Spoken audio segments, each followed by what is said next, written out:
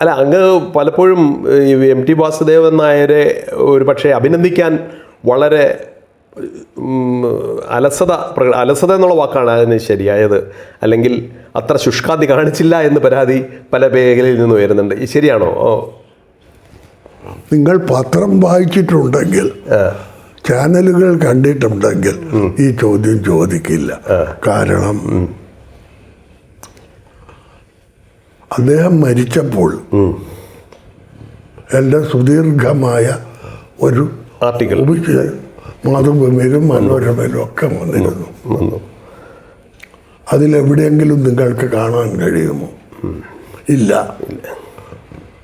അദ്ദേഹത്തെ പുകഴ്ത്തേണ്ട ദിക്കിൽ, അദ്ദേഹത്തെ ശ്ലാഘിക്കേണ്ട ദിക്കിൽ ഒരു പിശുക്കും കാണിക്കാതെ ഞാൻ ചെയ്യുകയാണ് ചെയ്തിട്ടുള്ളത്.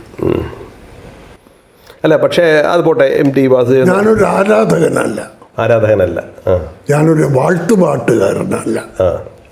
അല്ല, വാഴ്ത്ത് പാടാൻ വേണ്ടി ഒന്നും അദ്ദേഹം ചെയ്തിട്ടില്ല എന്നാണ് അങ്ങ് പറയുന്നത്. അദ്ദേഹം ചെയ്തിട്ടുണ്ടോ ഇല്ലയോ എന്നുള്ളത് അവിടെ നിൽക്കട്ടെ. ഞാനൊരു വാഴ്ത്തുപാട്ടുകാരനല്ല, ഒരാൾക്ക് ഞാൻ വാഴ്ത്തുപാട്ട് പാടുന്നില്ല.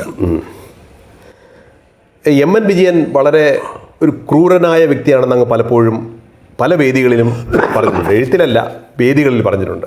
അത് തെറ്റായിപ്പോയി എന്ന് ഇപ്പം തോന്നുന്നുണ്ടോ? മനസ്സിലായില്ല. MN വിജയൻ ഞാൻ കണ്ടതിൽ വെച്ച് ഏറ്റവും ക്രൂരനായ വ്യക്തിയാണെന്ന് അങ്ങ് പല വേദികളിലും പറഞ്ഞിട്ടുണ്ട്. അതിലും കുറച്ചുകൂടി ശക്തമായി പറയേണ്ടതാണ്. എൻ്റെ ഭാഷയിൽ അത് ഒരു വാക്കുള്ളൂ, അതുകൊണ്ടാണ്. അതാണ്ട് എന്താണ് അതായത് MN വിജയനും ഒക്കെ മാതൃഭൂമിയിൽ MT വാസുദേവൻ നായർ വർക്ക് ചെയ്തിരുന്നപ്പോൾ അങ്ങേ അവഗണിച്ചു, കുറേ കാലം മാറ്റി നിർത്തിയിരുന്നു. അങ്ങേ അത്തരത്തിലുള്ള ഒരു വാശിയാണോ? അത് തെറ്റാണ്. തെറ്റാണ്. ഞാൻ എഴുതിയിട്ടില്ല എന്നുള്ളതാണ്.